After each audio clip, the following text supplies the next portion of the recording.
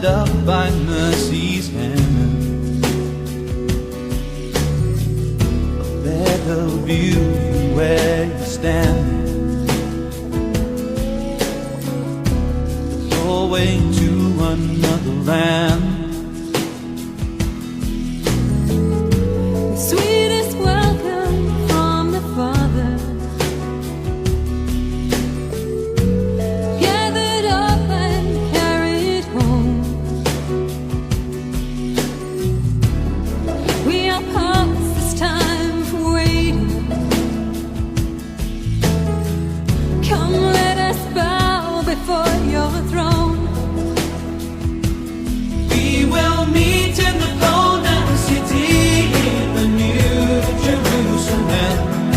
All our pain and all our tears will be no more. We will stand with the hosts of heaven and cry, holy is the Lamb. We will worship and adore you evermore. Never can the powers of darkness, neither death nor even life, let nothing ever separate us from the holy love of God. We will meet in the golden city, in Jerusalem. All our pain and all our tears will be no more. We will stand with the hosts of heaven and cry, holy is the Lamb. We will worship and adore you evermore. We will meet in the golden city, in the new Jerusalem. All our pain and all our tears will be no more. We will stand with the hosts of heaven and cry, holy is the Lamb. We will worship and adore you evermore.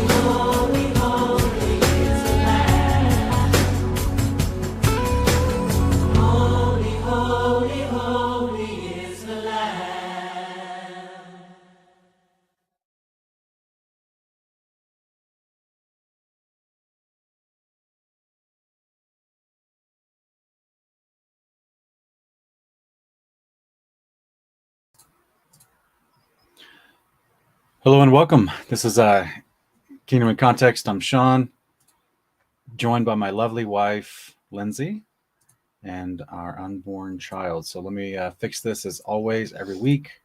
I have to fix this because I forget. And we actually have another song we want to play, but I'm struggling to get it to pull up. So I appreciate everybody being here. We have a lively live chat already. Bless you guys. Shabbat Shalom for everyone that's celebrating. Let me pull this up real quick. Let me see if I can, if it's going to let me. Oh, have we played them on the channel before? It's been a long time. It's been a long time. Yeah. So if you want to say anything while I stall, if you want to stall for me while I do this, you're welcome to say You would anything. ask me today when I've got like the least amount of energy that I've had in weeks. Shabbat Shalom, guys. I'm tired today. Yeah. I think we can get this to We're play. going to play some 1 music second. and then read some scriptures. Yeah, it's not saving properly. Maybe we have to do Okay. Can you share screen? No, it's not the same. Okay. It's not the same audio for the folks. So I'm trying to get this to work. No, Lindsay could not sing for you. Let's see if Not this unless works. I'm at karaoke night. All right, we're going to see if this works, guys. Hang on 1 second. This cross is such a heavy load. Ooh, my faith is growing cold.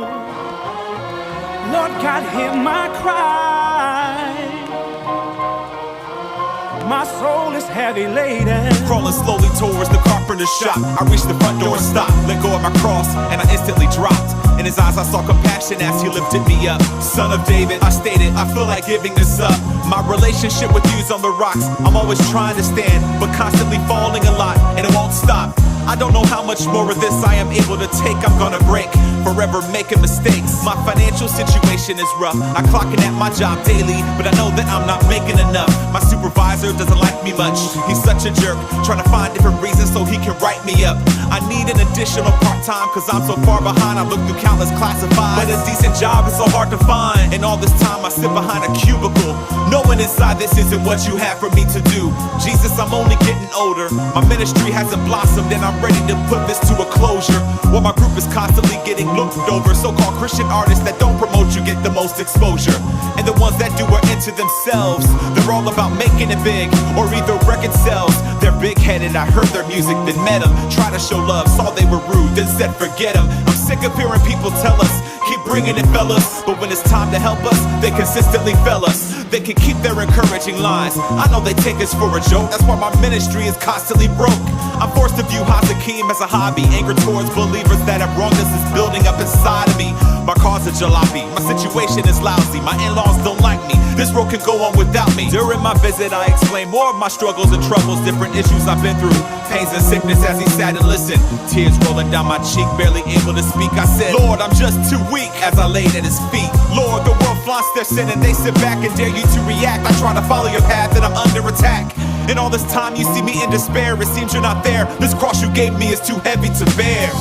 This cross is such a heavy load. This Trying to walk cross the is such a straight and heavy narrow load. road, but I'm afraid my faith is growing cold, cause my soul is My heavy faith is laden. growing cold. Please hear the cry of my distress. Lord, Lord, God, I hear need a my cross that cry. weighs much less. I can't take this stress, I long for your rest. My soul is heavy laden.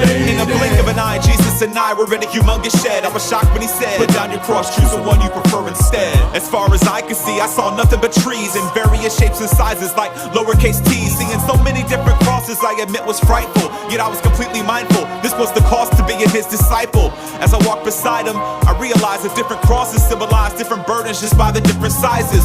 Deep inside I had to sympathize, because before my eyes were the story of many different lives. I was a bit surprised when I saw unfolding before me testimony of the hurting who kept on with the journey. Through the myriads they endured some serious periods, rose over them victorious with each experience. They lived holy, I noticed not only were they crying for help, I saw the young and old finish the path by denying themselves. When they died and they were placed in the ground, it was then their cross was laid in exchange for a crown. The thought entered in the back of my mind, surely the burdens they carried in their journey weren't half as bad as mine. Yet at the pass of time I knew I had to find a more comfortable cross to suit me fine, unlike the kind that I had left behind. Without warning I saw before me, tucked in the corner near the front door, a cross that appeared to be shorter. I thought, that's the kind I see myself bearing.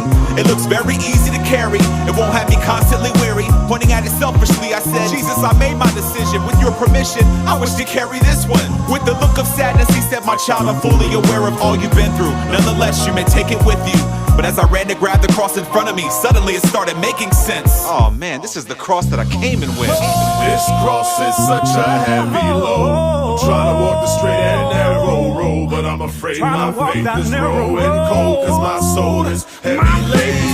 Please hear the cry of my distress. Lord, I need a cross that weighs much less. I can't take this stress, I long for your rest. My soul is heavy laden. Yes, my soul is heavy laden. Sometimes I feel like the pressures of this life are coming down on me. But I know your word says you'll never give me more than I can bear. So I'ma trust you, Lord. I'ma trust you, Lord. I'ma trust you, Lord, yeah. Oh, yeah, yeah, yeah, yeah. Lord God, I will trust you when my soul is heavy laden.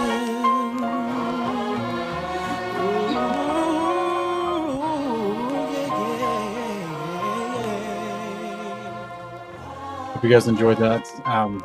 It's been quite a while since we played Hezekiah, Yeah, I can't remember the last time, honestly. and thankfully they didn't. Their label didn't take us down, so at least not yet. Wait 30 seconds.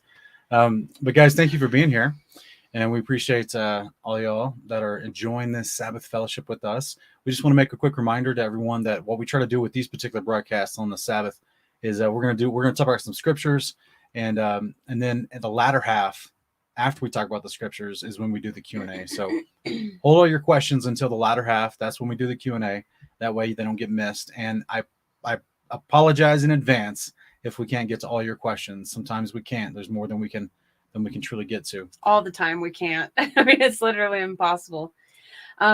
Maxim Lavrov, thanks for the suggestion. I just subbed to your channel. I don't know if you were here last week or the week before, but I've talked about how I've been trying to look for worship music in other languages just to broaden our horizons, just to find a little more variety. We like to have something new for people to hear every week. And of course, we love to hear brothers and sisters singing in their native tongues. So I subscribed, and we'll give that a listen later. So thank you. Awesome. Well, in case you haven't picked it up from the songs today already, one of the things that we wanted to talk about is trials and tribulations and some encouragement for that. We know that a lot of folks are going through things that are tough to deal with. So, the Father is understanding of that. And so we just want to talk about a few of those things today. So I think the first verse we want to start out with is in Romans 5, 1-4.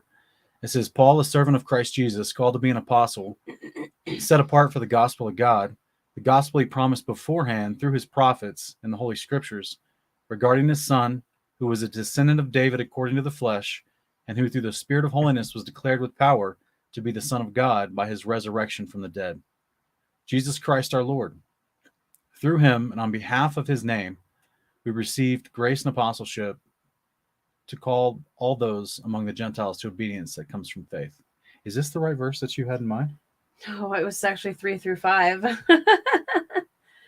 That's just the opening of the letter. Okay. Pretty sure Yeah. 3-5. So mistakes today. We got mistakes. Let's I must not be the only one who's tired today. yeah, I was up late working on the debate stuff for tonight. Oh yeah, that's right. Yeah. No, it's further down. No, it's hang on. Yeah. Which ones did you think of? Because I can't remember on this passage which ones you thought you were thinking of. Yeah, it's 3-5. I mean, we could go through to 8. What did I put down? I apologize, guys. We have a huge typo. Yeah, we were just sitting at breakfast getting together our verses. Yeah, it's 3-5. I hear you, sweetie. I'm just trying to figure out what I actually put down on that thing, because it's not even Romans. It's not, I don't know if it's I think it might be Corinthians. Sorry guys, just give me 1 second.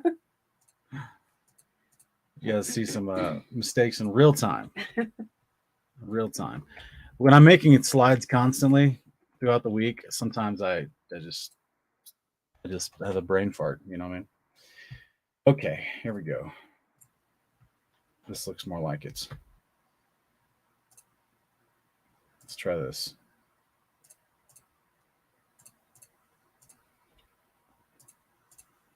There we go. Sorry, guys. All right, Romans 5, 3-5. Not only that, but we also rejoice in our sufferings, because we know that suffering produces perseverance, and perseverance, character, and character, hope. And hope does not disappoint us, because God has poured out his love into our hearts through the Holy Spirit, whom he has given us. Okay, it's kind of an opening concept here about persevering in the faith, regardless of trials. because knowing that you won't be disappointed. Yeah. That's the big picture here. Sometimes those trials are easy. Sometimes they're really tough, and they're considered sufferings. Would it be fair? I mean, I feel like it's suffering. It's one of the trials that we're going through, internal family trials. Yeah. Right now, so I feel like it's Yeah. suffering Yeah. for me personally, because it means a lot to me, and I would love for the situation to be remedied, but it's just I'm just waiting on the Father to do something because it's out of my hands. So it's there's strained relationship as a result of this, and it's not my will, right? I would like for there to be peace with this family member, this immediate close family member, as there's always been. I would like for there to be the closeness, but unfortunately, it's just there's a lot of confusion that's been interjected into this situation, a lot of hurt feelings from just bad perceptions, a lot of strangeness from additional family members that don't have a good opinion of us. That have decided to influence this particular family member to not engage with us in love like in the past. So it's hurtful to me. Now, am I literally suffering a war wound because we're being invaded by people that want to stomp out my faith? No. But on a spiritual level, demons have come in to try to literally remove this relationship because of our faith, and specifically because there's a stark contradiction with us trying to walk with Christ according to the commandments versus just being a good person and saying you're a Christian, right? Yeah. There's a difference, and so sometimes people do not like that difference, and they subconsciously or unknowingly make you an enemy, which can hurt relationships. So, what would you think about this? Well, I just can say from my own experience, even before I came to Christ, on my journey to Christ, the suffering that I went through absolutely created perseverance, and then character through that perseverance. And then when I came to Christ, of course, I received the hope. Once I learned what's promised to me, I was able to carry that hope with me. Because for anyone who's watched my testimony, I shared about some really dark, traumatic, violent things that I went through. And at the time, it felt like those things could have just killed me. And I can remember having a moment. I was in this domestic violence shelter. It was like 5 months after all this horrible stuff had happened. And I was having this really bad crying fit. When you have PTSD, right at the beginning of it, you have these fits of just tears coming out of your eyes. It doesn't even necessarily feel like you're crying. It's like your body is having a physiological reaction to the trauma, and you're not like consciously weeping and crying. It's just your body is just producing all these tears, and you're having this crazy, uncontrollable moment. And I can remember thinking to myself, I'm at a crossroads, and at this point in my life, I have two choices. I can identify as a victim, or I can identify as a survivor. And the victim route was something that I had been on for years. I had a serious victim mentality throughout my teens and early 20s. I think that developed from, childhood stuff we got a lot more good attention from my mother when we were sick. Well, sometimes depending on her mood, but I think that developed in me a need to always have something wrong with me so that people felt sorry for me. And I was looking at possibly trying to get disability so I didn't have to work anymore because of my seizures and my PTSD. And I kind of was going to try and milk all of it, really, if you want the truth. And I can look back on it now and be honest and say I was looking for an out from the rat race and working my tail off and never getting ahead and all that. It's almost like you needed a proper biblical situation where a man can help take care of things. So I was looking for the government to be my man. That was the choice I had at that night. It was go down that road of identifying as a victim and someone who I've been so victimized and so traumatized by all of this, I can no longer function and I need someone else to fund my life for me. Or I can identify as a survivor and go down that road of persevering and working my way out of the situation and getting out of the shelter eventually and starting my life over again. And that made all the difference. Just that choice that I made that one night, that, you know what, I'm not a victim of this person. I'm not a victim of circumstances. I'm not a victim of the patriarchy and the world and my government and all this stuff. I have a choice in how I view these things. And that directly led to me persevering through the situation. And of course, it built character through me, through all of it. And then eventually, of course, that whole process led me to finally humbling myself and calling out to Jesus Christ. And that just completely changed my life. And then I ended up with the hope of the resurrection, the hope of the kingdom, the comfort that I have despite my sufferings, with knowing that Christ is in my life and I have the Father watching over me, and I've been adopted into a family that I always needed. So that passage has always really stood out to me and touched my heart, because I'm a walking example of it. But it was all my choice in how I responded to the suffering. I could have let the suffering crush me. Yeah. And I chose not to. And that was before I had Christ in my life. And now that I have him in my life, it's even easier to not allow the trials and the sufferings to crush my faith is the most important thing. Yeah. Life can get hard, but as long as my faith stays strong, that's all that really matters. Well, after several years ago, 2008 to 2009, I went through a divorce in 2008, but like it was a couple years after that I was still traumatized from the whole experience. Mm-hmm. If I could look back now and speak honestly, it did affect my faith. It was a dark time for me, and I struggled, and I had that same PTSD reaction, if that's what you're calling it. I had that same type of reaction to where I would be working, and I had a sales job at the time, so I'd be like with the clients and throughout the day, and I would feel this overwhelming, and I wouldn't even be thinking about it, right? Because I'm busy talking with the clients and trying to go through the sales process and explain to them why this particular product was going to benefit their life, right? And so I just remember thinking like, I need to go to their bathroom so I can just cry. Yep. Or I need to get out of this sales call quickly and get back to my vehicle so I can just cry. Yep. Because it's coming and I can't stop it. It was just a weird feeling to not want to do it mentally, to be cognizant and aware that I don't want to feel like this.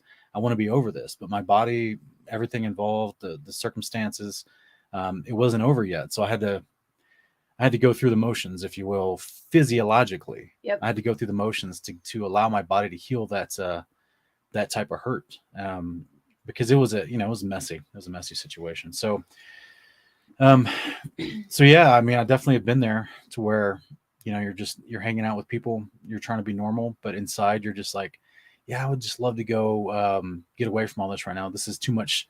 This is overwhelming. The stimulation. It's like I'm not happy on the inside, but I'm smiling on the outside to be around people. Yeah. You know what I'm saying? Because sometimes, not every time. I just want to be very clear about this. Sometimes in certain church settings around fellow believers, if you're going through something rough, you can't just let it out, because, within 5 minutes, sure, there's always going to be that person. Say if there's 5 people around you, there's always going to be that person that's empathetic and that wants to, oh, I'm sorry about that. Yes, we're here for you. But there's that one person that's immediately thinking, what's wrong with you? Right? What have you done? Right? So it's such a weird feeling. They're like, well, maybe you should self-assess. Maybe you're steeped in sin. Maybe you're like, well, or maybe I just went through something really rough and I'm still getting over it. And it's just, I'm struggling to figure out, because there is that. Now, obviously it's not a universal situation. Sometimes we do cause our own hurts with our own sins. Sometimes even when we're trying to make amends for the hurts that we cause, that doesn't work out, which amplifies the hurt. So it's, but sometimes people genuinely go through rough times, and there's always somebody in that friend group that's like, they're not satisfied with just letting you grieve and just letting you be sad for a little bit. They want to be like a B12 shot. They want to be like a spiritual B12 shot, right? They just want to be like, I want to instantly change your mood now. And if that means I have to condemn you for some sin that I think you're committing, that you're not articulating, to get you to somehow, it just gets weird sometimes. The situation goes awkward. Or they insist you just have a demon you need cast out of you. And it's not, it's like all of a sudden the idea of actual psychological and physiological disorders and mental illness and trauma and things like that. They don't cause these natural reactions in your body. It's just a demon that you need to have out of you, which I'm not saying that human beings don't need deliverance on occasion, but I'm not the type that thinks every single emotional woe is caused by a demon. I mean, I know for a fact my woes were caused by the serious traumatic assaults that I went through that I had to psychologically recover from. Yeah, we would never think that Christ had a demon, yet Isaiah 53 prophesied he'd be a man of sorrows. Yeah. We see him weeping in John 11:35 for Lazarus's death. But clearly he's he's pre-cross traumatized in the Garden of Gethsemane, sweating drops of blood, asking his father if there's any other way. But but he didn't have a demon. So yeah, there's sometimes you just got to go through emotions, you know what I mean? And for everyone that's in the chat saying, oh, that's like Job's friends, one of his friends showed up and was just, acting nice at first, but then they all start turning on you. We actually have a verse from Job that we're going to read here in a few minutes. So let's go to our next verse real quick when we talk about James chapter 1, verse 2-4 and 12.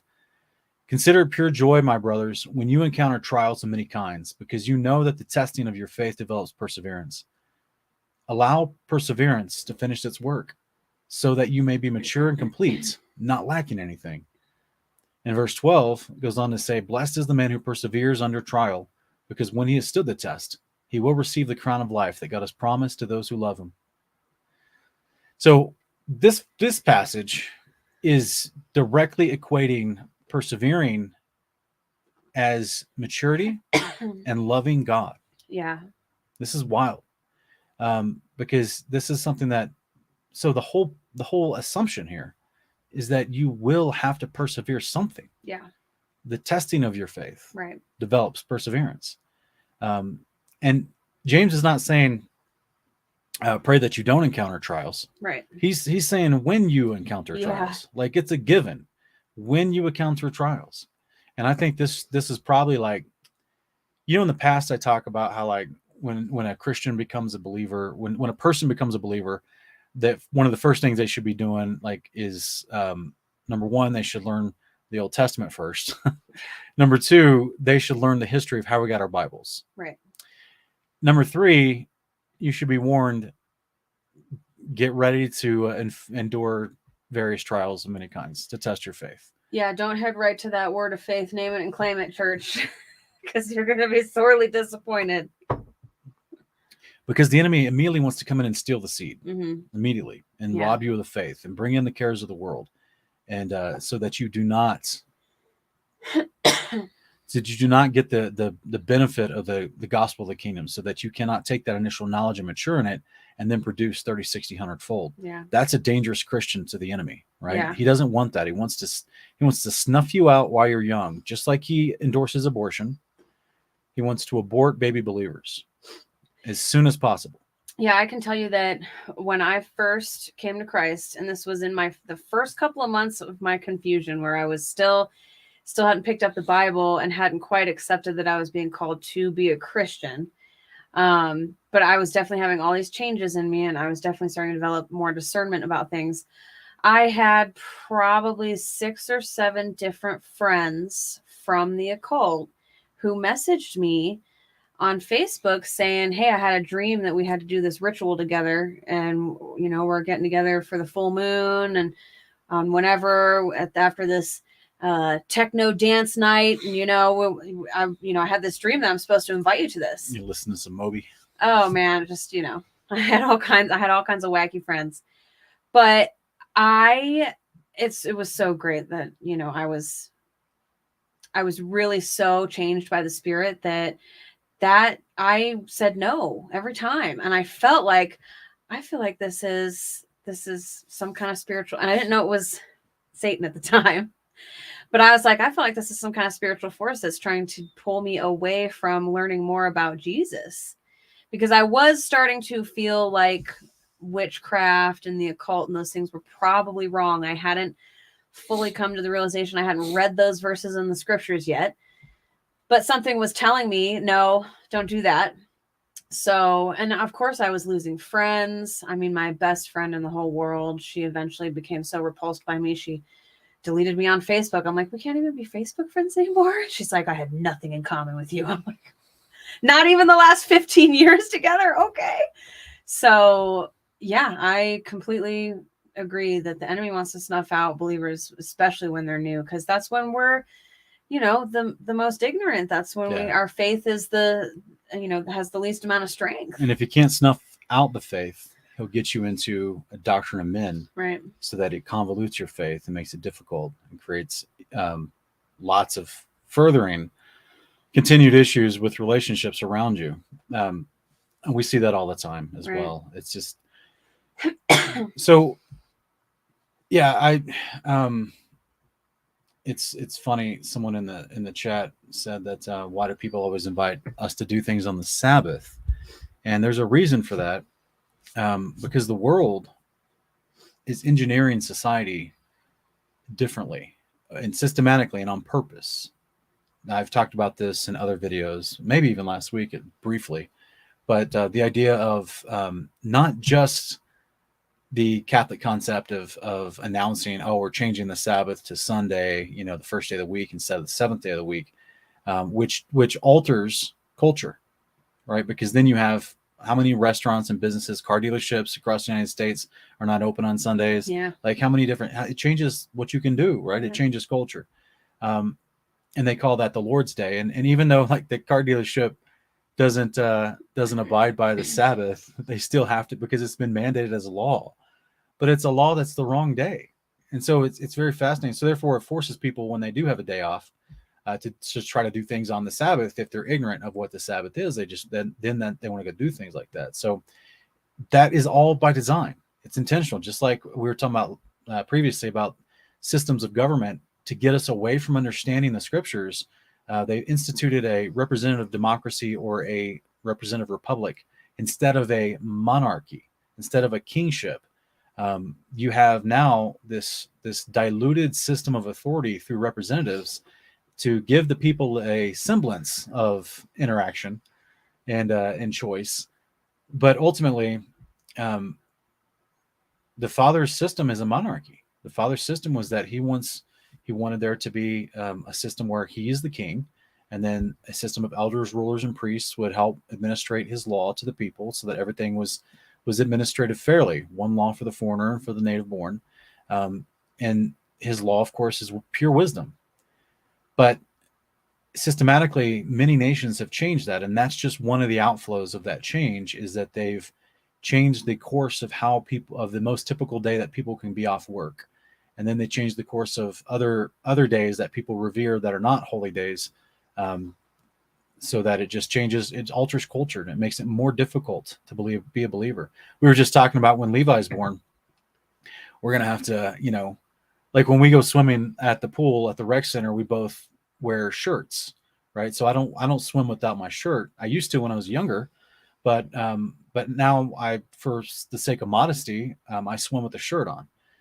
Where most guys will be topless, you know what I'm saying? And I see dudes looking at me, but I don't care, because I don't care what they think. Yeah. But when we have a little child, he may care.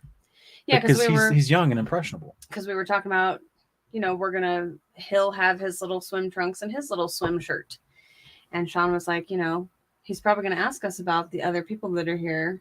And I said, yeah, we're going to have to explain to him. There's going to be a lot of things we're going to have to explain to him.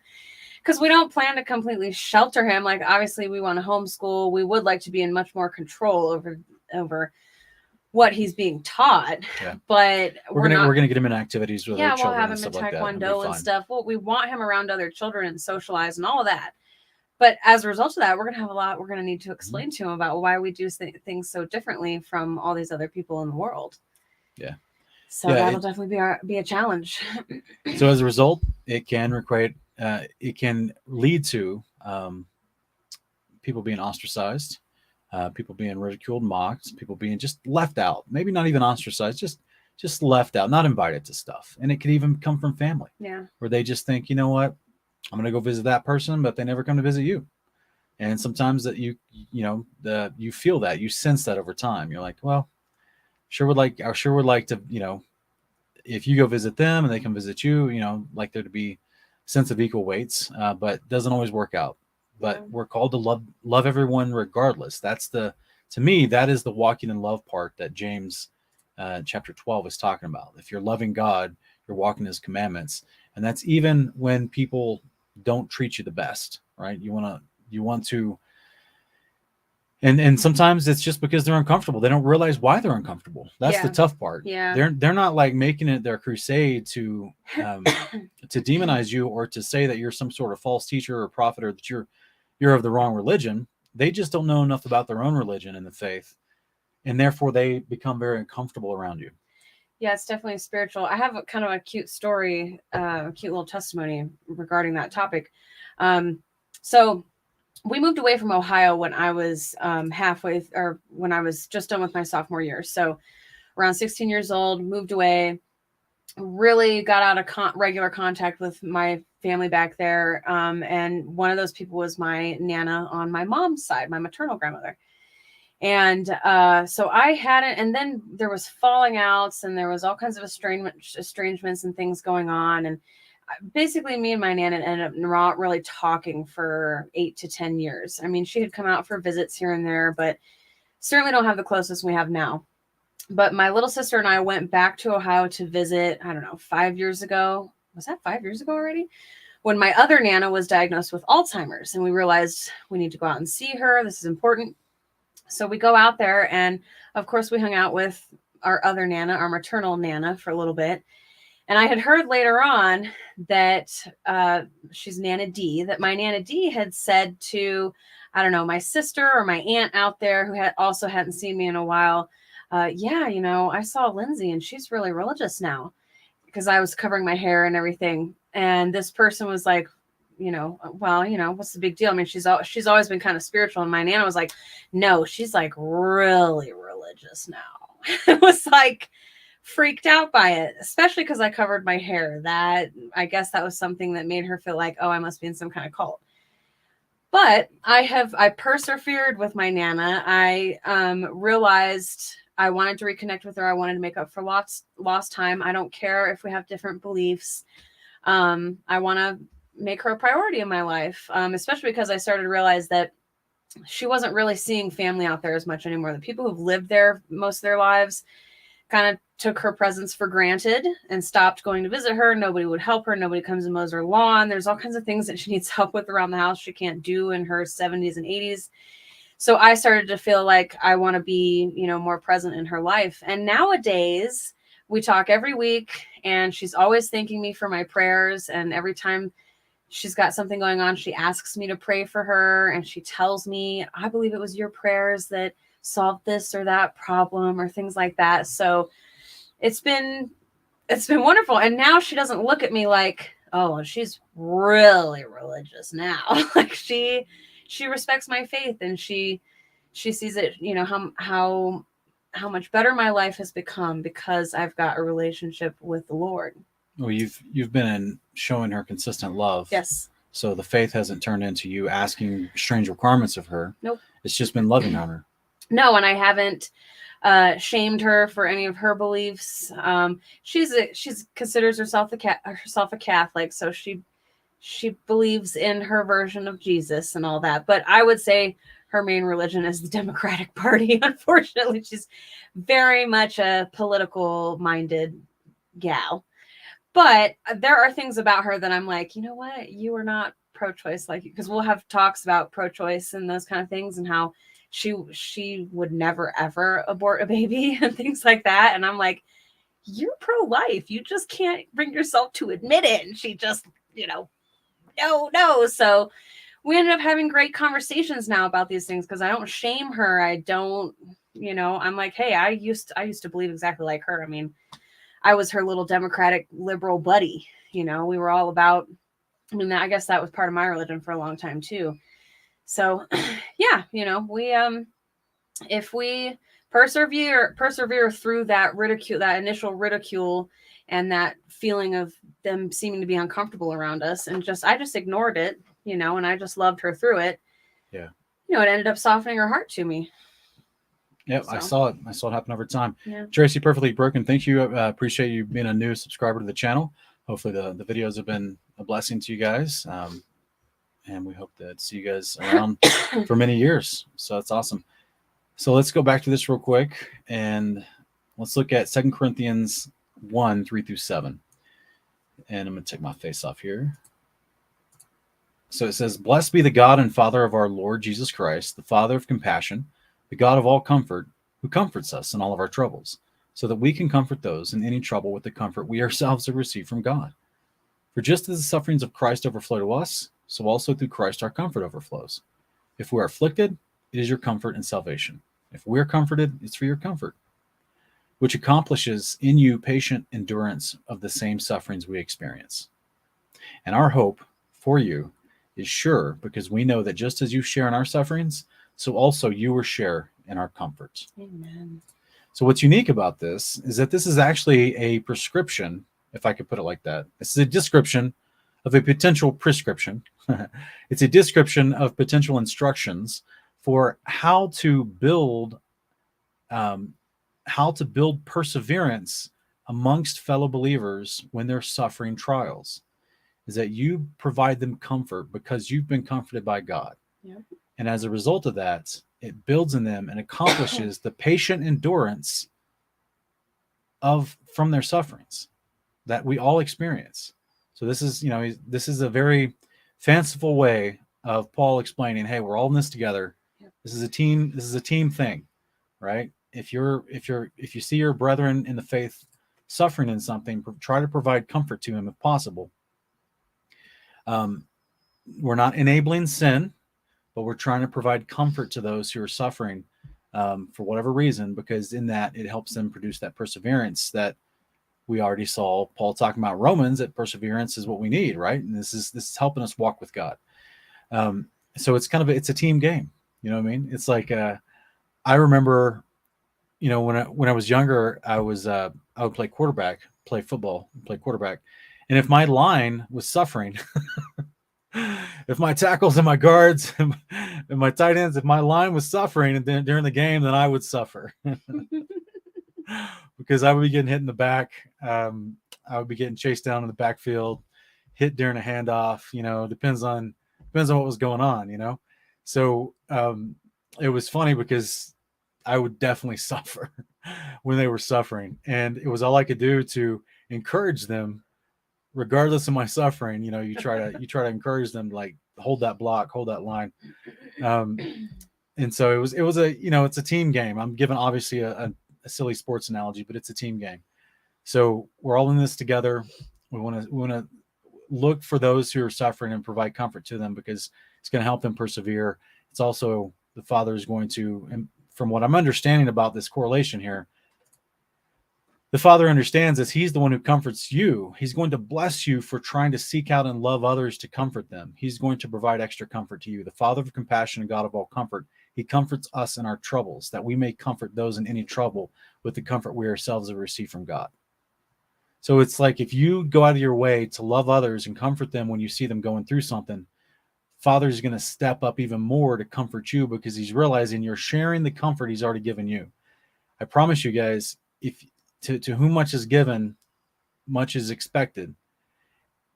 Given, it will be given unto you, pressed down, shaken, and running over. Now, a lot of people, especially in the prosperity crowd, like to use that verse to talk about money, but it also can be applied to this. Yeah. As we see it being explained in verses 3 and 4.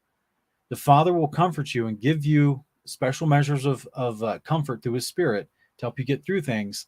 And he's going to increase that if you're looking to help others in the faith, to comfort them. And honestly, I would say, the first and foremost priority is the brethren in the faith, but also it can be the stranger. It can be the person who's not in the faith, but does need comfort as well. Obviously, the Father doesn't want any should perish, but all should come to salvation, right? He wants everyone to, like Yeshua gave the wonderful analogy, quoting from the Old Testament, like I long to bring you in like a mother hen belong together, it's chicks. But the rebelliousness of men's hearts, they rejected the offer of God to be brought near to him. But he wants to bring everyone near, all peoples from all races, all nations. He wants to bring everyone near. This is the Great Commission of Christ. Yep. To go and to make disciples of all nations. Sometimes how you do that is like my wife was just explaining. Someone that may not understand your faith, or maybe out of the faith altogether. What do? You got to show them love, so that it's the goodness of God that draws people to repentance. It's not the condemnation of God that draws them to repentance. It's the goodness.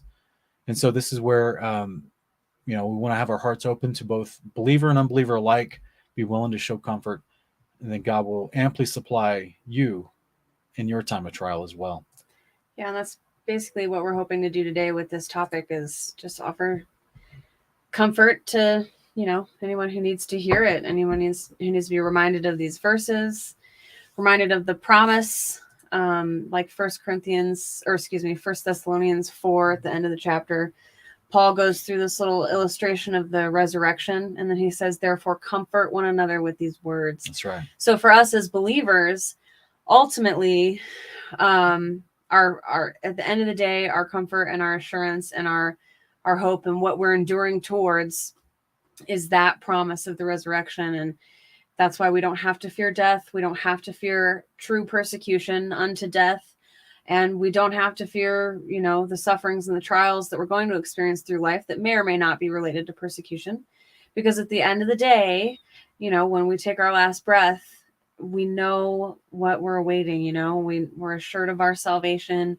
We know that we're going to enter into rest in Sheol, and then we're going to get to enter into the true rest, where we won't have, just like the song at the beginning that we played, our pain and our tears will be no more, and the trials will be over, because we'll be living rent-free in the kingdom. That's right. Rent-free, utility-free. Ryan Stuber, thank you for the super chat, Thanks, brother. brother. Really appreciate that. So let's look at a couple more real quick. 1 Peter 1, 3-6. Blessed be God and the Father of our Lord Jesus Christ. By his great mercy, he has given us new birth into a living hope through the resurrection of Jesus Christ from the dead, into an inheritance that is imperishable, undefiled, and unfading, reserved for you in heaven, right? Literal kingdom reserved in heaven, waiting to come down, who through faith are shielded by God's power for the salvation that is ready to be revealed in the last time. So in this you rejoice greatly, though now for a little while you may have had to suffer grief in various trials, so that the proven character of your faith, more precious than gold, which perishes even though refined by fire, may result in praise and glory and honor at the revelation of Jesus Christ. Though you have not seen him, you love him. And though you do not see him now, you believe in him and rejoice with an inexpressible and glorious joy, now that you are receiving the goal of your faith, the salvation of your souls. He has, I'm sorry. Yeah. So, As I was saying. yes. Go ahead. Just that it was, I didn't realize you had that verse right next. It's just apropos to what I was saying about ultimately, we as believers, comforting one another should come easy to us at the end of the day, because we always have this to fall back on, that look, no matter the trial someone's going through, even if you can't necessarily relate to that specific kind of trial, we have all of this, all these promises, all this beauty of the resurrection to remind people of. Yeah. That, even though we suffer some trials and sufferings now, this is what we're looking forward to. Yes, absolutely. Let's take this from a perspective of what you talked about earlier. Before you came to faith, you were a very politically minded. You would have considered yourself a Democrat, very liberal. Yeah. You involved in protests and petitions to have things changed, laws changed. Like, you were very politically active, and the Father changed that. But would it be fair to say that many people who are involved in politics, they see that there's an issue they want to change, they don't know how to deal with it, and then they're herded, and I don't mean this in a negative way, but they're herded like cattle into a system of how to deal with it through the forcible change through law onto other people. So let me just use some cliche terms many of us may have heard to better explain. Many people have heard the term the bleeding heart liberal. Yes. Well, there's a reason they say that, and I don't agree with the derogatory connotation of that. I think no matter what your political affiliation, you should have a soft and tender heart to be willing to help those in need. But people that have this desire, they want to help those in need, or grievances that they feel are necessary for political action, but they're going about it the wrong way because they don't have the wisdom of God. Right. So they're going about it by trying to force people to either say something or not say something, do something or not do something through legislation. They want to enact the heavy hand of the government to stop people from talking about how homosexuality is wrong according to Leviticus, right? Right. So they, like in Canada, you can't. That's called hate speech now, right? Because they think, oh, you're hurting the feelings of people that identify that way. Right. You're like, okay, well, now we run into an issue of someone that has this idea of they don't want others to be in pain, but because they don't have the wisdom of God, they're going to try to go about solving that problem in a more destructive manner, where they cause more people pain, and they give power to tyrants. Because this is what happens when sympathy to comfort somebody is misplaced, because you don't have the wisdom of God in your life to know what's right and what's left, what's right and what's wrong, I should say. So then, therefore, that sympathy turns into manipulation. So then you're trying to comfort the wrong people instead, who just need to be comforted, but they also need to be taught how to live. They need to be taught righteousness. So there's a big difference, I should say, in my opinion. Yeah. I mean, obviously I wouldn't say that any part of my religion involves politics anymore. However, I still am an advocate for voting on state and local levels, because I do feel we can enact some level of positive change on those levels. So I'm someone who's like, it's a double-edged sword. No, I'm talking specifically about people that try to use the law because their sympathy's misplaced.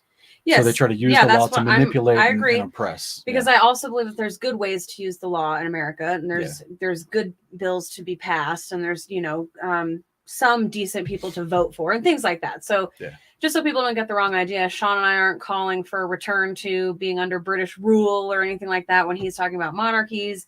And we're not saying that people should opt out completely of the American system of voting, at least in, who's on your city council, who's on your school board, things like that. But it's definitely a double-edged sword, because you do have these other factions who don't have God in their lives. And for them, the government is God. Well, you would have the same double-edged sword with the monarchy if an unrighteous king takes over. Absolutely. This is the problem throughout all of history. It's the problem with ancient Israel's history. So that's not where I was going with that. I was just trying to say the culture, it's hard to connect with biblical concepts if the entire culture around you, both government, your cultural lifestyle, on what days you have off the week, that kind of thing. It's hard. It becomes a lifestyle change to adopt your life to Scripture. Right. And that can result in people persecuting you or causing you suffering in some manner. Yeah. So yeah, that's just what I want to encourage folks, that even though, just going through the fire of sufferings in some way, it can prove the character of your faith. Yes. And so I think that's a wonderful gold standard, if you will, if I could use the gold reference. I think it's a wonderful gold standard to show that if you're looking to comfort those who are suffering, then you're exemplifying the character of your faith. Right. And that's a great, easy way to know that you're walking in the faith, as you're looking to show love to someone. Job 19:13-18. He has removed my brothers from me. My acquaintances have abandoned me. My kinsmen have failed me. My friends have forgotten me. My guests and maidservants account me as a stranger. I'm a foreigner in their sight. I call for my servant, but he does not answer, though I implore him with my own mouth. My breath is repulsive to my wife. I am loathsome to my own family. Even little boys scorn me. When I appear, they deride me. All my best friends despise me. Those I love have turned against me. My skin and my flesh cling to my bones. I've escaped by the skin of my teeth. Have pity on me, my friends. Have pity, for the hand of God has struck me. Why do you persecute me as God does? Will you never get enough of my flesh? I wish that my words were recorded and inscribed in a book by an iron stylus on lead, or chiseled in stone forever. Well, good news, Job. Yeah. You got your wish, buddy. Father gave you your wish. Verse 25 through 27, he says, "But I know that my Redeemer lives, and in the end, he will stand upon the earth. Even after my skin's been destroyed, yet in my flesh I will see God. I will see him for myself. My eyes will behold him, and not as a stranger. How my heart yearns within me." Amen. So I just quick point out here where he says, "Even after my skin has been destroyed, yet in my flesh I will see God." This is what Paul talks about in 1 Corinthians 15, where he's talking about the different types of flesh. There is a heavenly body that it's its own type of flesh. So even a resurrected, glorified Yeshua, who now has a spiritual body, can tell Thomas, "Touch my flesh. You can touch the holes in my hands, see the scar on my side. You can touch." So this is you don't get back your dirt body. You get a new heavenly body, but it does have its own type of flesh. It's considered its own type of flesh. Yeah. And Job even knew this a long time ago. Yep. So this is why angels can show up and physically interact with our flesh. Right. They can even eat meals with Abraham. Do you know, it's so funny, like one of these debates I did recently, I don't know, in the last month or two, that question was brought up, like, how can these angels show up and eat with Abraham? I think it was with Matt Slick. It was. I asked him. I was the one And who so, asked him. and he said, "Oh, well, that was just a manifestation." They just And I'm made it like, seem wait a like minute. they were eating. Wait a minute. So that means like it's just a manifestation. It's not real. That means like when those angels left the tent, Sarah and Eliezer and all the other servants of Abraham just saw a whole bunch of food on the floor Yeah. where they just were shown a manifestation of food being eaten by angels. So there's just a whole bunch of food on the floor that they just wasted. They didn't hear, as the angels were sitting there putting food, like if this theory was true, angels are just a manifestation of showing them eat something, and the food's just dropping to the floor. Nobody hears anything. They don't hear as the food keeps dropping to the floor. Like, it's so silly, guys. No, that there's heavenly beings have real bodies. They have real digestive systems. They can eat food. It's literally the manna that fed Israelites for 40 years in the wilderness was literally food. Yep. And it was called the bread of angels in the book of Psalms. And and by the way, actually, what kind of food can melt?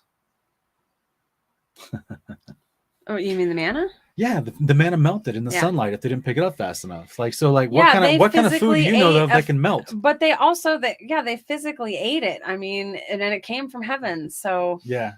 yeah. Now I just think it's funny because people like to laugh about the idea of spiritual beings being comprised of water, and I'm sitting there going, well, that's interesting because that manna sure did melt in the sunlight. So anyway, let's go to one last verse we have real quick to finish up today. John 16, 32 and 33. "Look, an hour is coming and has already come when you will be scattered, each to his own home, and you will leave me all alone. Yet I'm not alone because the Father's with me. I've told you these things so that in me you may have peace. In the world you will have tribulation, but take courage. I have overcome the world." Amen. So this is Yeshua talking, obviously. Yep. Last parting instructions to his disciples before the cross, and just encouraging them that even before he went to the cross, he's saying, "I've overcome the world." Right. He Right. knows what he's going to do. He's not going to fail.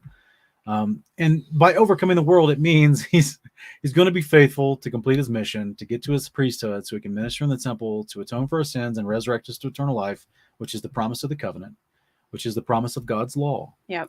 And he knows that's how you overcome the world, right? Because he's abstained from sin. He's not polluted by the world. And he's going to literally, upon his appointment as high priest, he's going to be given the authority at his second coming to be king over all the nations. So like in the most spiritual and the most practical senses, he's literally going to in this moment, he's explaining he's overcoming the world. Yeah. Like, so all the forces of evil, all the corrupt kings of the earth that oppress the righteous, the Satan, unclean spirits, everything involved in quote unquote the world, he's going to be overcoming all that. So to bring peace and right behavior, so that there is no more suffering, so there is no more persecution of the righteous, so there is no more estrangement of family. The idea is that he wants to bring order as intended with a full creation. So this is the part, I'm not going to go off on more political stuff, but I just laugh with the whole with the whole, global warming, climate change agenda nonsense. We're like, oh, the Earth's overpopulated. And I'm like, man, these people must be living in a shoebox in Los Angeles or New York City or Chicago. They have no clue about the reality of how big this country is, or other countries, of all the uninhabited lands everywhere across the earth. Yeah. And because they're already like a rat in a maze, locked up in a city, and they have a poor perspective. So yeah, we real quick, thank you. Don's in the chat. Welcome, brother. Don, Shabbat Shalom family. Yeah, thanks for the super chat. Appreciate that, brother. Shabbat Shalom, brother. I think this might be the first time I've seen you on our Sabbath stream. Welcome. Yeah, I'm sure he's seen it before, but Lawrence D, thanks for the super chat, man. I appreciate that. Thank you, Lawrence. So, guys, at this point, we hope to encourage you with that. Just remember, it's a simple concept, right? You look to show others comfort when they're going through something. The God of comfort, Father of compassion, God of comfort, I love that, will amply pour that on you because he knows you're willing to give it to others. So if you want comfort in your situation, be ready to comfort others, and God will generously supply you with comfort.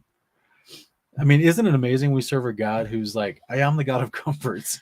I'm the God who sits on a throne called a mercy seat. Yeah, it's wonderful. I think a lot of people glaze over that part of, the description of him, especially unbelievers, because they like to say he's a God of vengeance and a God of jealousy and a God of war. I was like, but read the rest. He has all these other attributes, because he is a God of war in a certain sense. He is jealous for his people, things like that. What is he war over? Exactly, over justice. What is he going to war about? Yeah, over justice and righteousness. To defend the widows, the poor, yeah. The fatherless, the helpless, to defend those who are in need. He doesn't just go to war. This is why he talks about the sin of the Amorites was not yet full during the days of Abraham. There was oppression that was growing in Canaan amongst those people.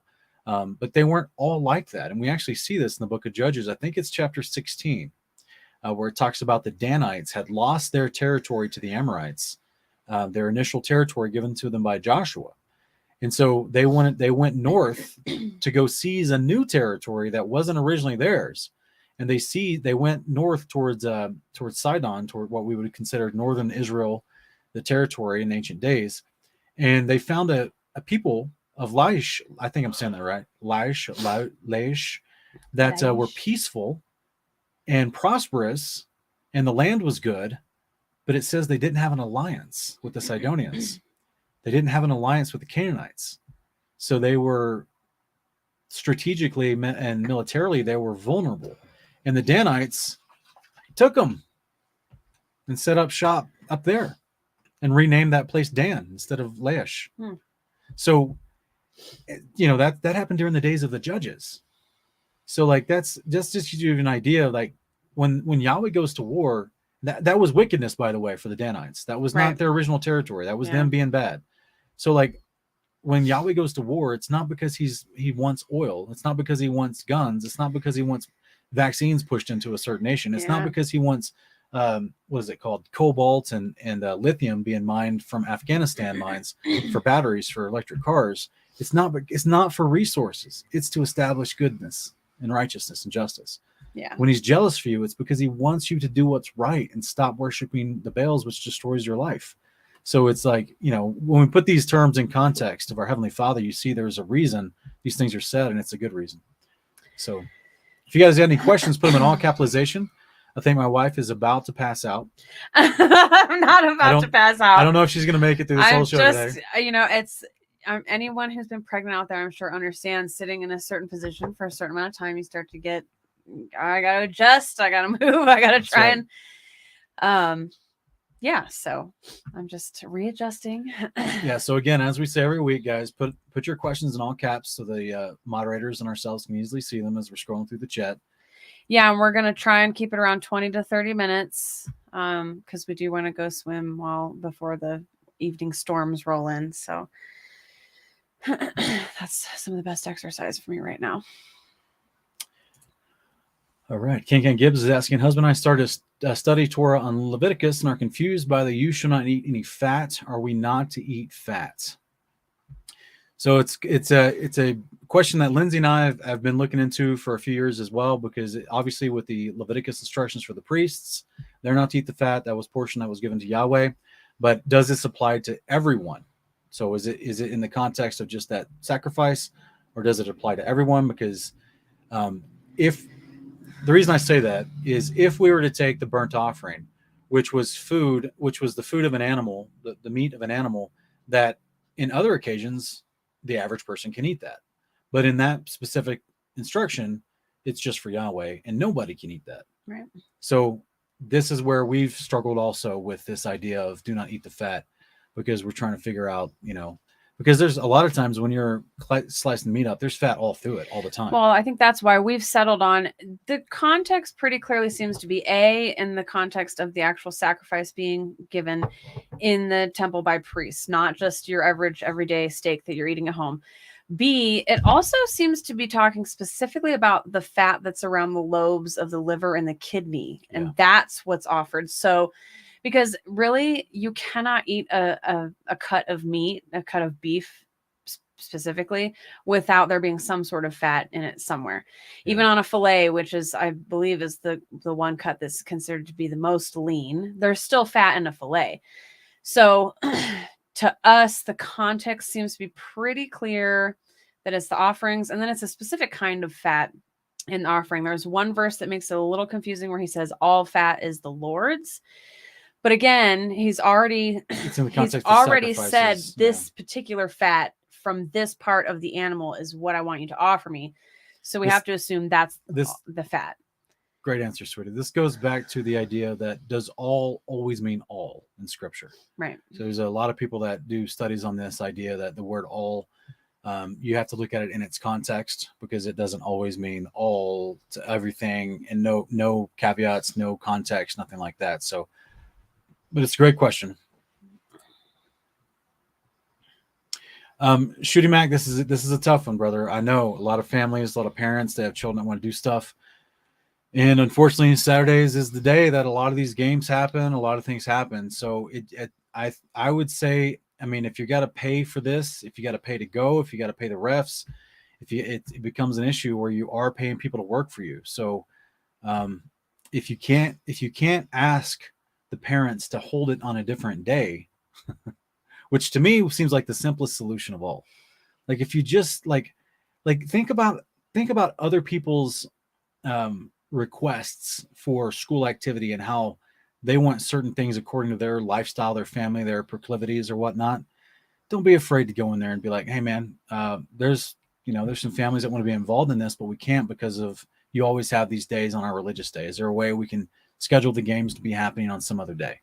Now, obviously, once you get into public schooling, that's near impossible. Yeah. Because that's just, you're dealing with like multiple cities, coordinating games and travel and that, so that's where it becomes a tough choice. It really does. I would say if you're paying someone to be involved in that, then you're obviously breaking Sabbath. But otherwise, try to get it rescheduled.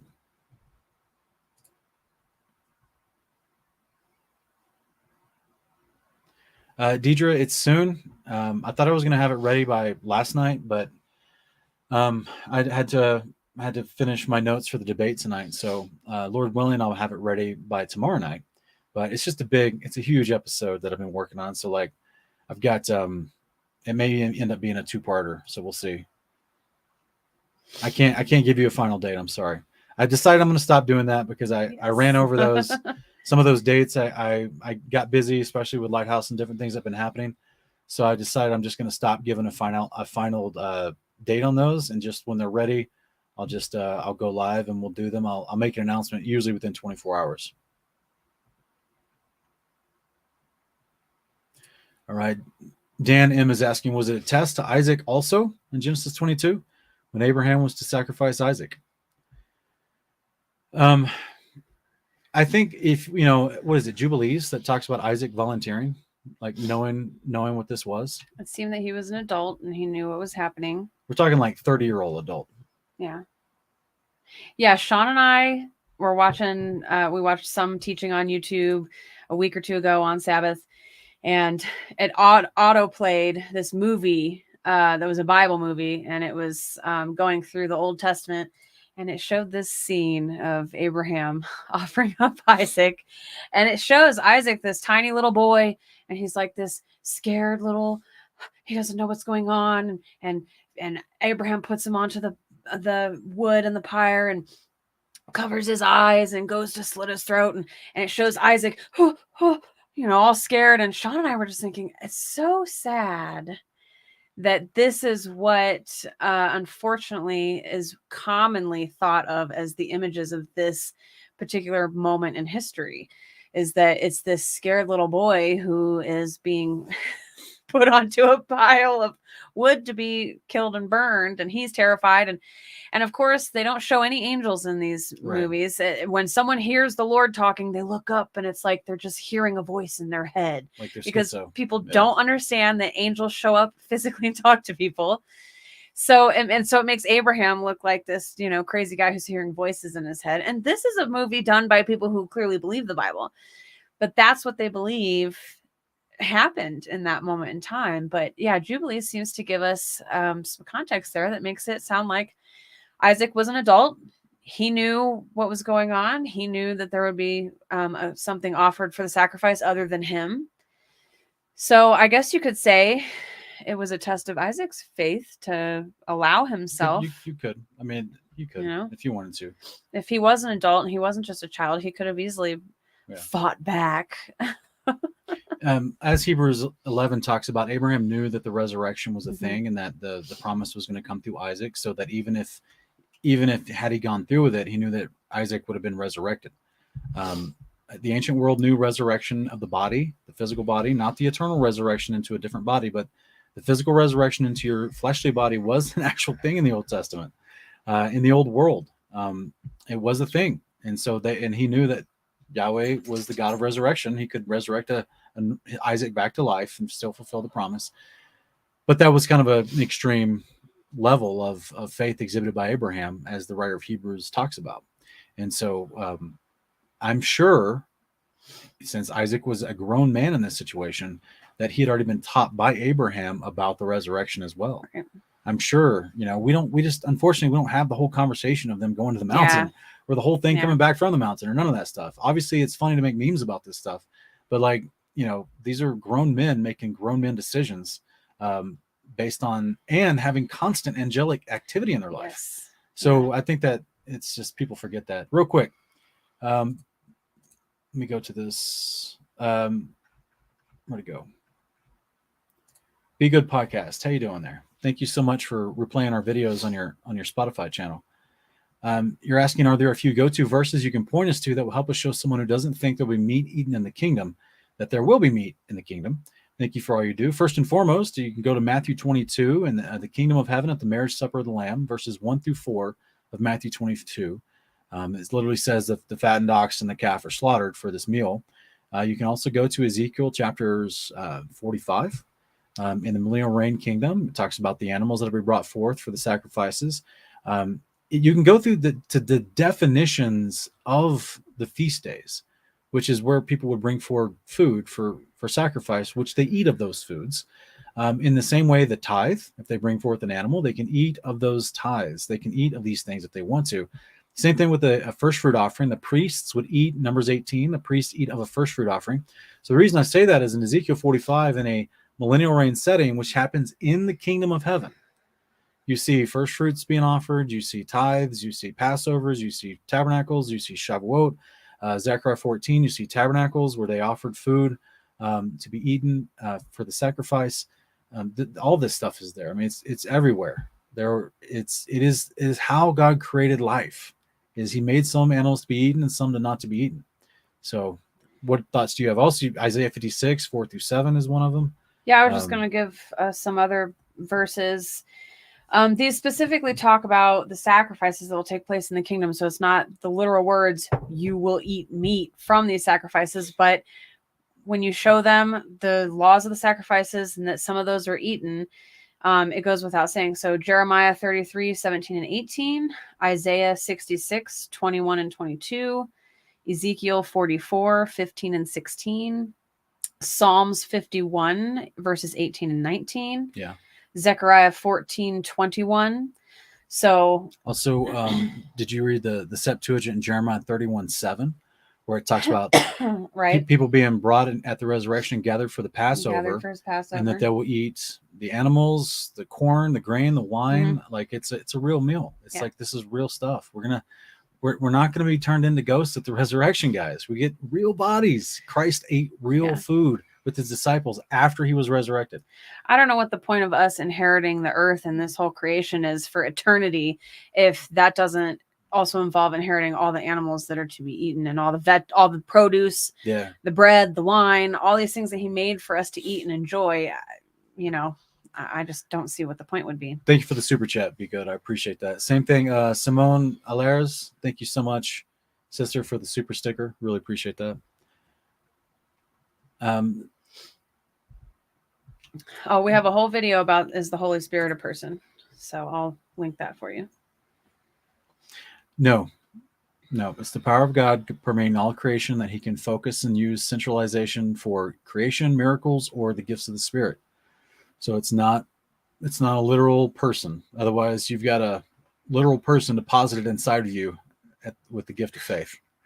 No, it's not a literal person. It's the power of God, but it's the Father's Spirit. And now, because of Christ's wonderful obedience and his position in priesthood, he has access to that Spirit to give out for ministry purposes as he chooses. So I dropped that link in the chat for you. It's a whole roundtable where Sean and a bunch of other brothers discuss that exact topic. Yeah, and Young Don, who's in the chat today, he was in that same roundtable. We had right. Wes Blaze, Ken Heiderbrecht, Brother Matthew Jansen. The Heretic Roundtable. Yeah, Michael Temperato, Josh Keefe, Andrew LeClaire, and Young Don. I think that's everyone that was there. It was a fun time. Eddie Price is asking, is the cross a graven image? All right, so let's define graven images, okay? Because we have to define our terms when we read the Bible, right? A graven image is something that someone has made in order to worship another god.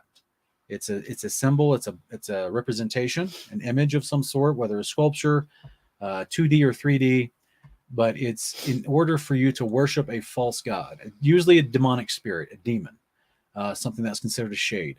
So this is just somebody that's showing the instrument of Christ's death. That is not worshiping another god. You're not bringing sacrifices to that image.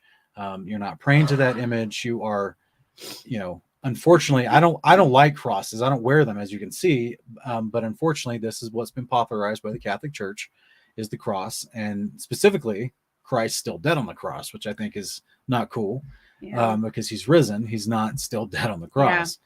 I think it's a horrible representation, but it just comes from the misunderstanding, I would say, and misapplication of many of Paul's verses where he talks about not being ashamed of the cross of Christ and us picking up our cross and following Jesus. I mean, there's lots of references to that image of the cross throughout the New Testament.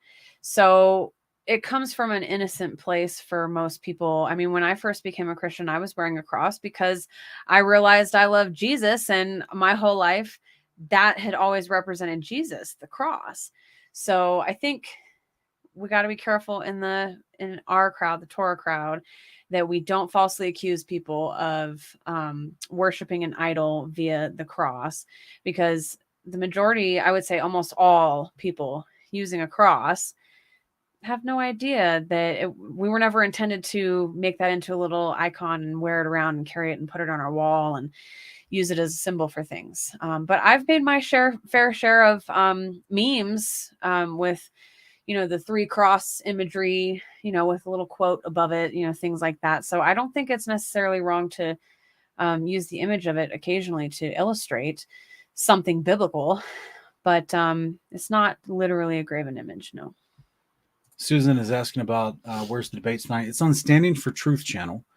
It's Donnie over at Standing for Truth, and I put the link in our community tab on YouTube. So I don't know if people know how to use YouTube. Like I don't, because YouTube doesn't, like, it's not normal. It's not like Facebook or Gab or Twitter. It's not like the normal social media, right? So on Facebook, there's different tabs. If you have to actually click on my icon, the Kingdom of Context little circular picture, you have to click on that. It takes you to my channel, And there's all these different tabs, you know, homepage, video, live tab, shorts, all those things. If you go to the community tab, that's where I actually make posts like I do on our socials.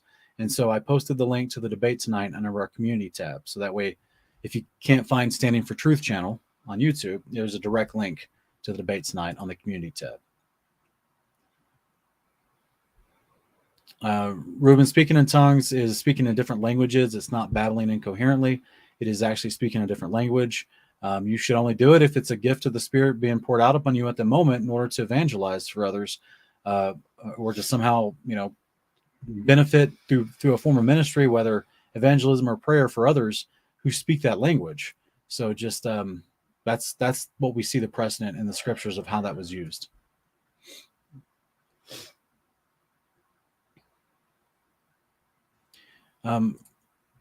Romans EJ is asking, will there be sin in the kingdom?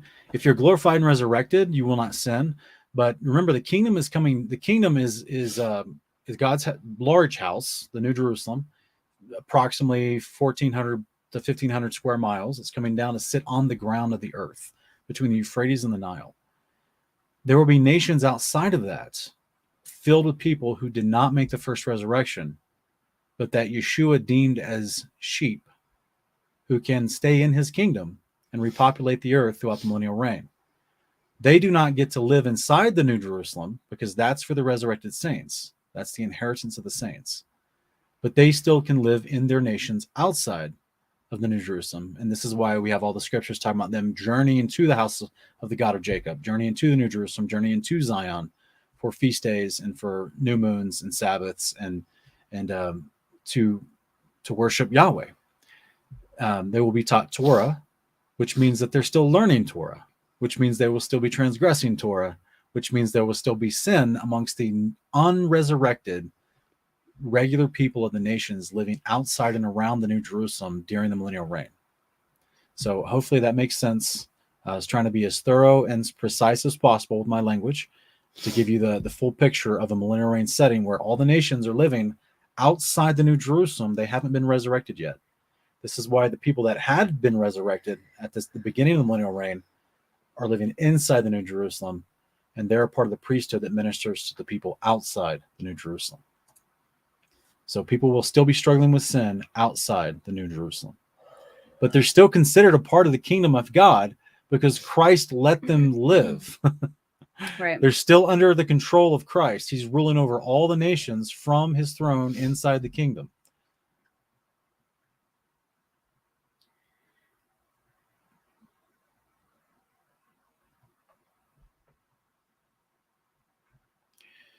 Elisha's asking, if the earth is flat, where's the mantle? I do believe in biblical cosmology, but it's a question for my family I can't answer. Well, that's assuming there's a mantle as depicted by a globe earth cartoon. That's like asking, where's the core? That's like, I mean, you remember, like, so when we study, even in modern science that preaches a globe, they admit that they can't get down further than 8 miles. They've never reached a mantle. Yeah. They never reached a core, an inner earth, or the molten lava nickel core that somehow spins and creates gravity, which according to science would actually dispel the idea of gravity because of the electromagnetic field. So long story short, brother, just be patient with them. And just remember, a lot of these questions assume a different model. Right. So that question assumes a heliocentric model and not a biblical model. Did you want to answer that question about? I must have missed it. Would you see one? Sukkot. Someone asking how we would recommend a large family observing Sukkot. Salty Dog 72. As Sukkot draws near, how do you recommend a large family observe it? As best you can, brother. You know, if you want to have, you know, put on a big meal, invite them over. Obviously, being an 8-day festival, it's hard to have everybody take an 8-day vacation in our modern life. But if they're willing to observe it with you, obviously the first and the last day or the holy days of convocation of a Sabbath. But is the 8th day a Sabbath too? Yeah, it's the day of ingathering. Yeah, so there's 2 Sabbaths at the end of the week. So the first, 7th and the 8th, I believe. First, 7th and 8th. So yeah, just you want to. Well, I don't know about the 7th on the Sukkot. I thought the 7th was the 7th too. We'll have to go back and look at it. I would say that it just depends on your circumstances and what you're able to do. A lot of people pack up and go camp somewhere. A lot of people find a Sukkot gathering somewhere in the country to travel to. and join in on. Sean and I, we live in Wyoming. It tends to be incredibly cold and windy where we are, usually around the time of Sukkot. We haven't been able to go out and camp for 8 days just yet. And the command is not that you have to go out in the wilderness and camp. It was to go to Jerusalem. No, yes, it was. Stay in the streets of Jerusalem. And while stay in tabernacles that you build. Yes, so the way that people interpret that in modern times while we're scattered among the nations is they go camp. Right. But other people have, at least what we've tried to do, is to build a small tabernacle at our home. Yeah, not a tabernacle, a sukkah. A sukkah, excuse me. A small sukkah. That's what we do. So we don't. Someday we'd like to go camp or maybe go join a big Sukkot gathering somewhere. But again, we can't keep the actual command to go to Jerusalem and build sukkahs and worship there. So you do it how it looks best for your family. So yeah, we have our little sukkah that we set up. We have a whole box of decorations that I've purchased over the years to set up for it. And then for dinner every night, it's an actual tent though. Yes. An actual tent that we set up. Yeah. If you're on Facebook, you can search Sukkot on my Facebook page and see all the pictures I've posted of it and stuff. And so every night we'll eat dinner out there. And one of the things we also like to do, because sometimes you got to create your own traditions for these things. We read in Jubilees about Abraham and his family taking leafy boughs of trees and making crowns out of them. And that's part of their celebration. So we have purchased faux, because we don't have leafy boughs around here. It's pretty much all pine trees around here. We purchased faux branches and we made little crowns for ourselves. And then every year we go and we buy another kind of different faux plant and we add that to the crown. And we wear those when we eat our dinners. So that's how we set that week apart and make it different and special.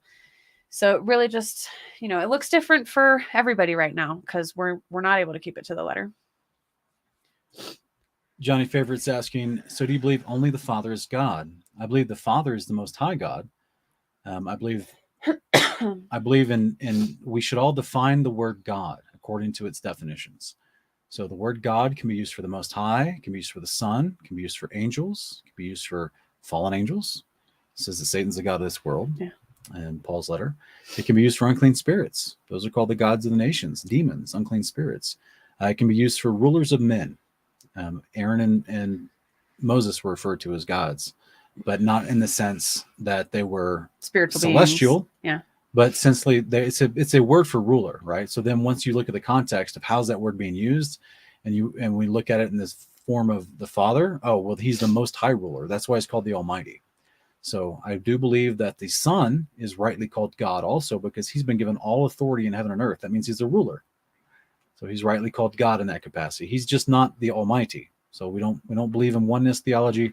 We don't believe in Trinitarian theology, which those are all man-made. And they never define the word God. So it's just, we believe in defining our words. That's we try to keep it real simple. You want to do like one or two more? Yeah, we'll just do one more. Okay.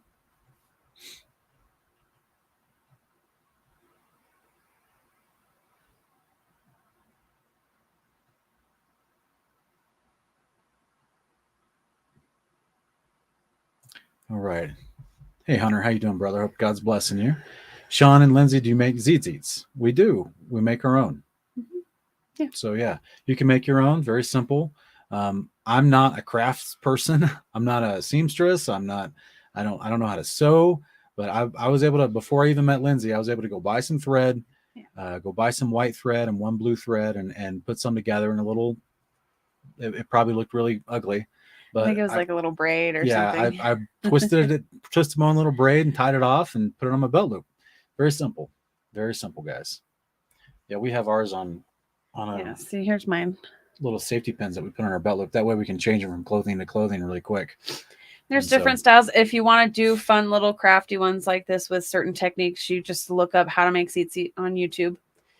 Otherwise, you can just braid them. I mean, there's no verse that tells us exactly how to do it. So yeah, guys, thank you so much for being here. That's all the questions we got for today. You guys are a blessing. Thank you all for the super chats. You guys are awesome. Yeah. We hope that the message is encouraging to you. Just remember, if you need comfort in your life, seek to comfort others. Watch God do something fun with you.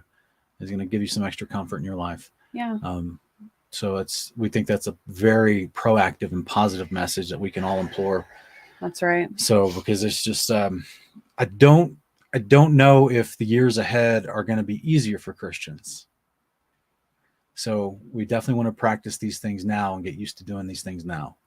Yeah, and I would say, I think I'm just being led to say this, that it's normal for us humans sometimes in really serious trials to question God or feel angry at him. I know that while we were going through our journey of trying to conceive, I really struggled with some really tough emotions.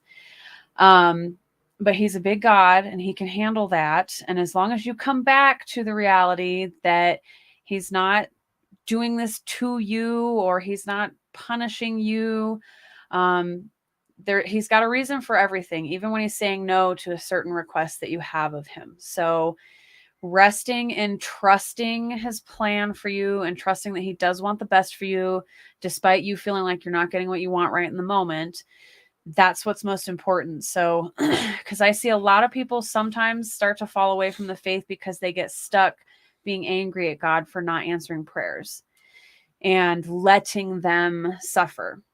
So if we remember, the comfort that the apostles left us, because they're comforting us through their words, because they were comforted and they went through trials that we haven't gone through. So, and they stayed faithful and they stayed their trust in God, their faith in God remains solid. So at the end of the day, you can have your moments of having maybe a little toddler tantrum about some things and shaking your fist at him and saying, why? But at the end of the day, ask him to help you with your unbelief and ask him to help you with trusting him and staying faithful to him, because you don't want to let those emotions pull you away from him and make your heart bitter towards him and end up falling away from the faith. So truly the endurance that we need is to stay faithful, keep our belief, keep our trust in him. So anyone who's going through stuff like that, we've both been there. Probably me more than him because I'm a much more immature believer and I'm a woman. So I'm more subject to my emotions than a man is. And I don't care if anyone is offended by me saying that. Like, to me, there's freedom in accepting that reality about my gender. So, we want to comfort you in that we've had our weak moments. We're not perfect in our walk of unquestioning faith no matter what. So I just want to comfort anyone who needs to hear that. Someone asked for a baby update at the beginning of the show. There's really nothing to update. I'm 27 weeks today. Things are going great. No complications so far. We appreciate your prayers against any complications and just your prayers of love and support. We just appreciate you guys so much. Everyone who's bought stuff on the registry, you guys have been spoiling us, really, truly. Levi's going to have a really great start to his room and everything. This will be his room. Yeah, actually, we're going to be moving the studio, the office out of here, and this will become Levi's room. So we just want to thank everyone for your continued support and thoughts and prayers concerning him and our pregnancy. And one other thing I wanted to mention, because I'm going to be total girly girl for a second. Any of my sisters out there who cover, I found these really awesome interchangeable hats on Amazon. If anyone wants me to drop the link in the comments, let me know, because I can actually pull this scarf out of here and I can put any color scarf I want in it. So I got a few different colors of these, and then I can just swap my scarves out depending on what I'm wearing. And I'm like super excited about it. So I wanted to share that, even though I haven't been asked. I just wanted to point that out. So if anyone wants that link, let me know. So anyways, I'm done. All right.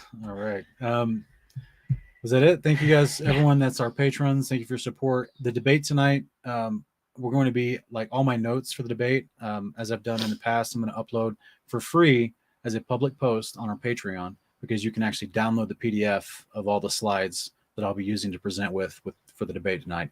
And yes, I can use slides for my debate tonight. So that's going to be uploaded for free on my Patreon. If you guys want to go access that there, you can download the PDF there. It's not there yet because I have a few slides I'm still tweaking, but at some point in the next 4 or 5 hours, I'll have it uploaded. And that way you guys can access it if you want. Because hopefully I try to, like, as you've seen with my other debates, try to be systematic in how I express things. And it's like a teaching in itself. Yeah. You know, is like is my opening statements in a debate that the other person has to bounce off of. So yeah, that's going to be available on our Patreon. Thank you guys so much for all the new patrons that are with us, all the super chats, all the support through all the other means in the video description. You guys are amazing. Thank you for the wonderful letters. Ms. Mesker, thank you so much for your faithfulness as well. If you're watching this, a lot of folks out there who are blessing us and keeping us going and helping us do these projects for the Days of Noah project that you guys are helping us with. You guys are amazing. Thank you so much. We're excited. We're excited to try to affect the culture and bring change. And these Sabbath fellowships is a little bit of how we do that, right? Because you guys go and learn the word better. Lord willing, you go apply it better and you change the world around you. So we really appreciate everybody. We'll see you next time. Love you guys. Have a great week.